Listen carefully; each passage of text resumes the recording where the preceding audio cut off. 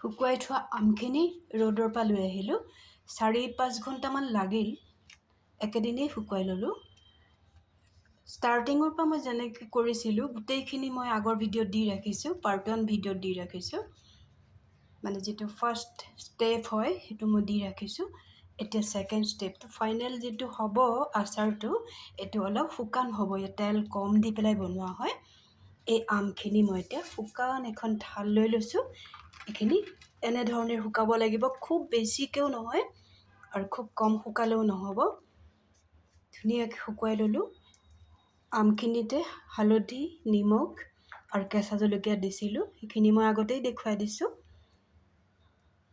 বনাবৰ সুবিধাৰ কাৰণে মই দুটা ভাগ কৰি ভিডিঅ'টো দিছোঁ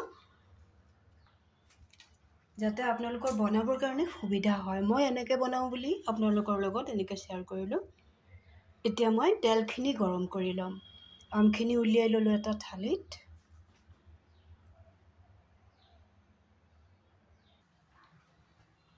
তেলখিনি একেবাৰে হিচাপ মতে দি লৈছোঁ ইমানখিনি নালাগিবও পাৰে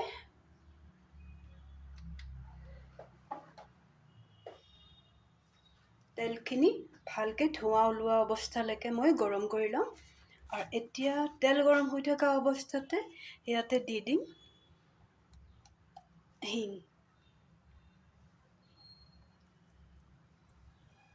এটা আন্দাজ কৰি দিলোঁ প্ৰায় 1 চামুচৰ নিচিনা দিলে ভাল হয় হিংটো দিলে আচাৰখিনিৰ গুণটো খুবেই ভাল হয়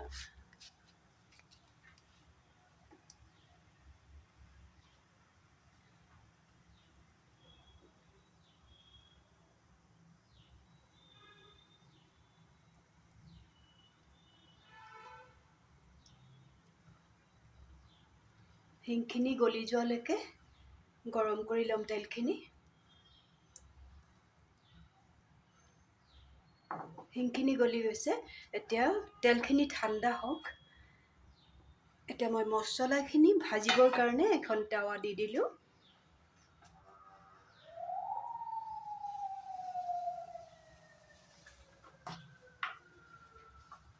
ইয়াত টাৱাখন গৰম নহওঁতেই মছলাখিনি দি দিওঁ কাৰণ বহুতখিনি মছলা দিবলগীয়া হ'ব ইয়াতে দিছোঁ পান মছলা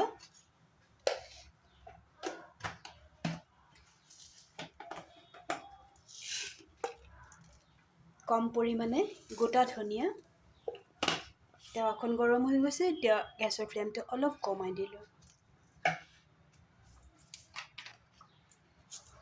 ইয়াতে দি দিম গোটা জিৰা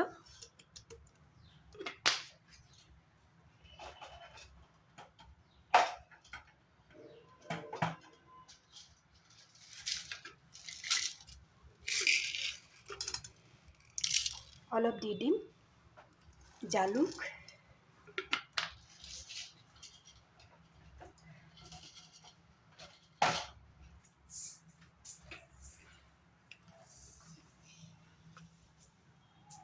এই সময়টোতে টাৱাখন যেতিয়া গৰম হৈ যাব গেছৰ ফ্লেমটো কমাই ৰাখিব নহ'লে মছলাখিনি পুৰি যাব পাৰে পুৰি গ'লে তিতা লাগিব ইয়াতে দি দিম সৰিয়হ মাজে মাজে অলপ লৰাই দিছোঁ খুব বেছি এটা গৰম হোৱা নাই সৰিয়হটো অলপ বেছিকৈ দিব লাগিব মোৰ বগাটো নাছিলে ক'লা সৰিয়হটোৱে মই দিলোঁ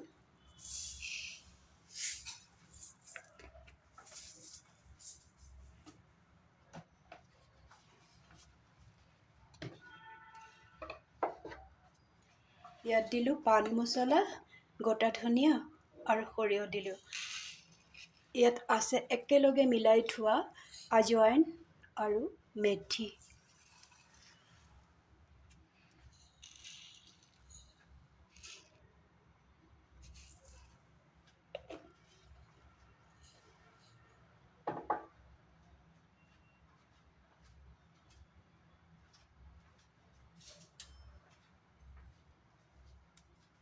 এতিয়া মছলাখিনি ভালকৈ গৰম কৰি ল'ম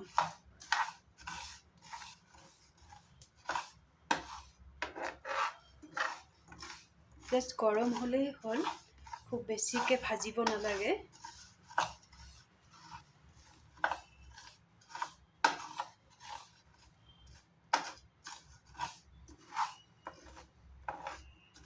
আমখিনিত মই কেঁচা জলকীয়া কাটি দিছিলোঁ, সেইকাৰণে ইয়াত মই শুকান জলকীয়াটো ব্যৱহাৰ কৰা নাই। শুকান জলকীয়াৰ পাউডাৰটোহে দিম পিছত।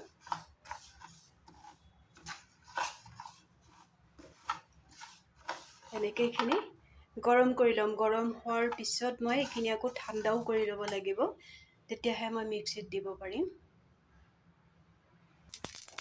মছলাখিনি ভাজি ল'লোঁ, সৰিয়হখিনি ফুটা আৰম্ভ কৰিছে। এতিয়া এইখিনি ঠাণ্ডা কৰি ল'ম।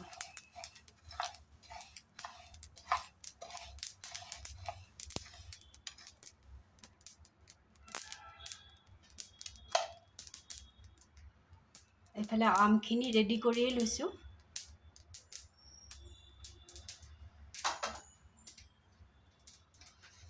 আমখিনি দুটা বস্তু দিবলগীয়া হৈ আছে। ইয়াতে দি দিম শুকান জলকীয়াৰ গুড়ি,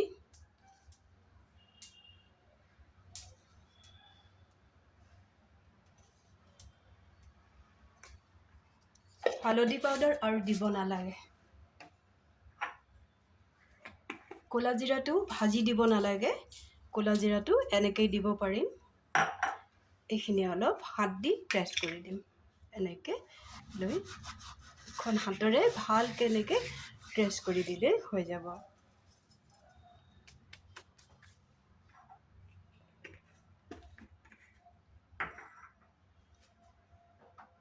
এতিয়া মিক্সিত মছলাখিনি গুড়া কৰি ল'ব লাগিব, ঠাণ্ডা কৰি লওঁ আগতে। মছলাখিনি ঠাণ্ডা হওক।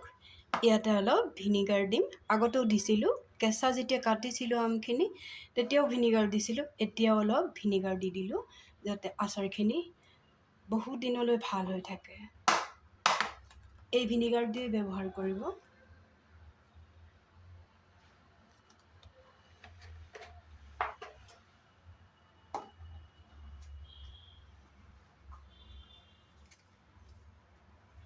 এতিয়া আমখিনি হাতেৰে ভালকৈ সানিব লাগিব।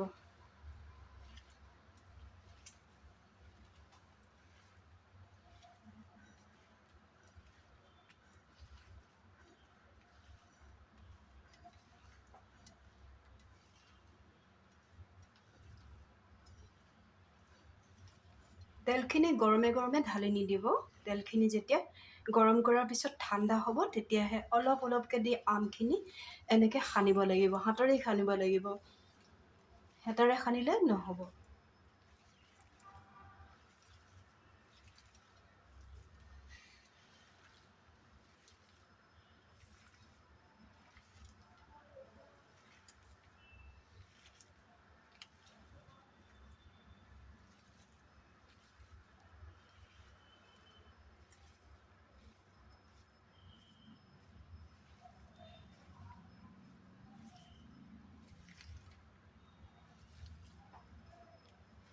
এটা কথা একদম খেয়াল ৰাখিব, আম আৰু জলকীয়াখিনি আৰু যি মছলা ইয়াত দিছোঁ, জলকীয়াৰ গুড়ি, ক'লা জিৰা, গোটেইখিনি আৰু ভিনেগাৰো দিলোঁ, আকৌ দিলোঁ অলপ মই ভিনেগাৰ, আগতেও দিছিলোঁ। প্ৰত্যেকটো বস্তু যদি ঠিক ঠাক মতে কৰা হয়, আচাৰখিনিও বহুত দিন লাষ্টিং কৰিব, খাবলৈও টেষ্টি হ'ব। কিন্তু অলপ মেহনত কৰিব লাগে। এনেকৈ গোটেইখিনি সানি ল'লোঁ আগতে।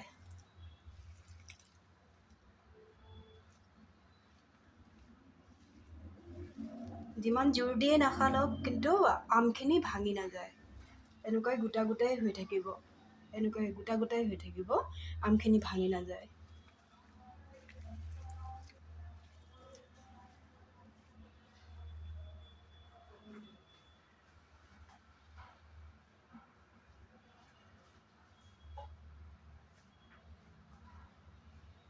এতিয়া ভিনেগাৰ দি ৰখা গৰম তেলখিনি ইয়াত অলপ অলপকৈ, গৰম নহয়, ঠাণ্ডা হৈ গ'ল এতিয়া।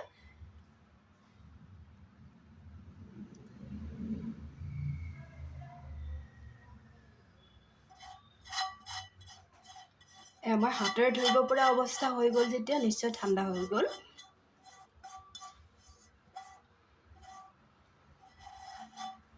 গোটেইখিনি ভালকৈ দি দিম।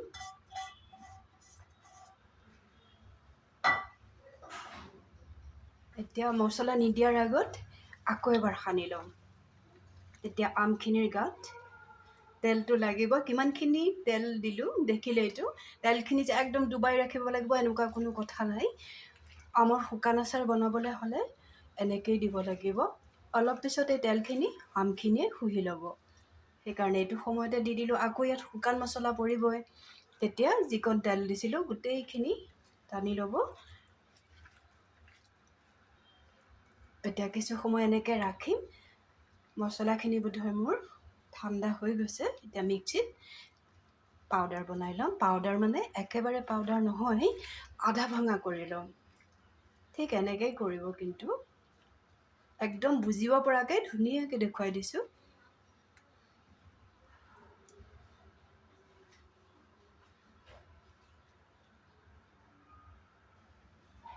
মছলাখিনি ঠাণ্ডা হৈ গৈছে। এতিয়া এটা মিক্সিৰ বাতিত অলপ অলপকৈ আধা বটা কৰি ল'ম।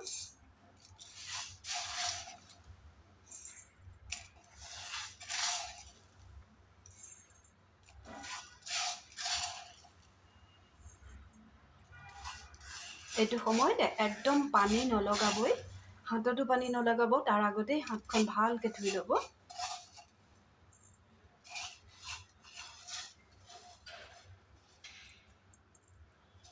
একেবাৰতে নহ'ব।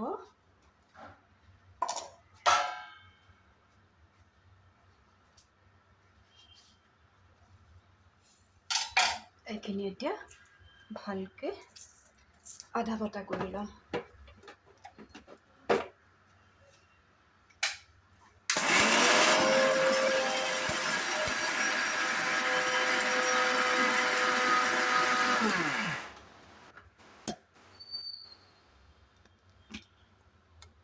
এনেকুৱা আধা বটা কৰি ল'ব। এতিয়া মছলাখিনি আকৌ ইয়াত ঢালি দিম। তাৰপিছত আকৌ ভালকৈ সানিব লাগিব। ইমানখিনি মছলা দৰকাৰ হ'বই, এইখিনিও দি ল'ম।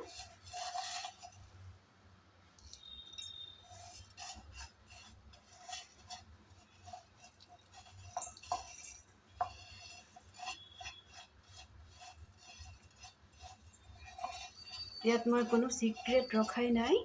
মই যেনেকৈ কৰোঁ তেনেকৈয়ে দেখুৱাই দিছোঁ। আৰু অলপ বাকী আছিলে, এইখিনিও মই গুড়া কৰি লওঁ।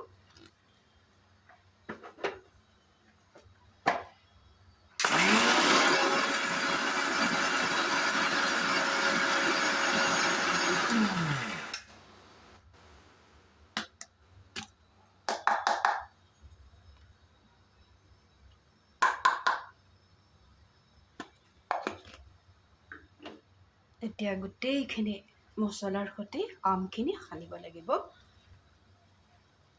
আগতে তেলখিনি মিলাই ল'লোঁ। তেল দিয়াৰ সময়ত ক'লা জিৰা দিছিলোঁ আৰু তেলত দিছিলোঁ হিং দিছিলোঁ। অলপ হিং দিব পাহৰি নাযাব।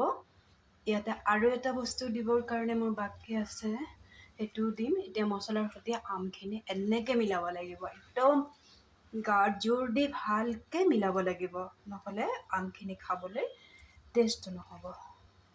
ইয়াতে আৰু এটা বস্তু দিম, একদম কম পৰিমাণে আমচুৰ পাউডাৰ। বাকীখিনি ঘৰতে চব বনাই লোৱা হৈছে। এই পাউডাৰটো কিনি অনা হৈছে। আমচুৰ পাউডাৰ দি দিলোঁ প্ৰায় 1 চামুচ। এতিয়া এইখিনি ধুনীয়াকৈ মিলাই দিম।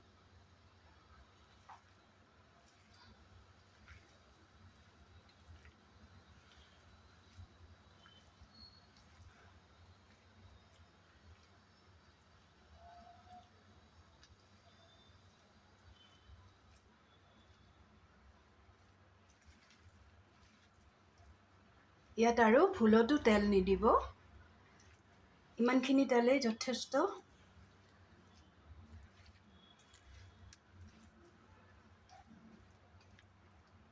আচাৰটো প্ৰায় ৰেডি হৈ গৈছে। আৰু ভিনিগাৰ দিব একদমেই পাহৰি নাযাব। কেঁচা কটা অৱস্থাটো যেতিয়া ৰ'দত শুকুৱাব তেতিয়াও দিব। কিয় দিব কৈছোঁ তেনেকৈ জানেই, কাৰণ বৰষুণ বতৰ হ'ব পাৰে, তেতিয়া আমখিনি যাতে বেয়া হৈ নাযায়। তাৰপিছত যেতিয়া শুকুৱাই আনিব মছলাৰ সৈতে যে আকৌ দিব, অলপ ভিনিগাৰ দিব, মই যেনেকৈ দেখুৱাই দিছোঁ। আমখিনি মোৰ ৰেডি হৈ গৈছে।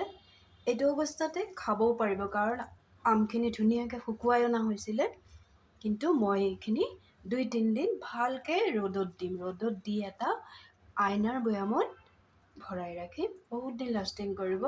মাজে মাজে সপ্তাহত 1-2 দিন ৰ'দত দিলে আচাৰখিনি খুব বেছি ভাল হৈ থাকিব।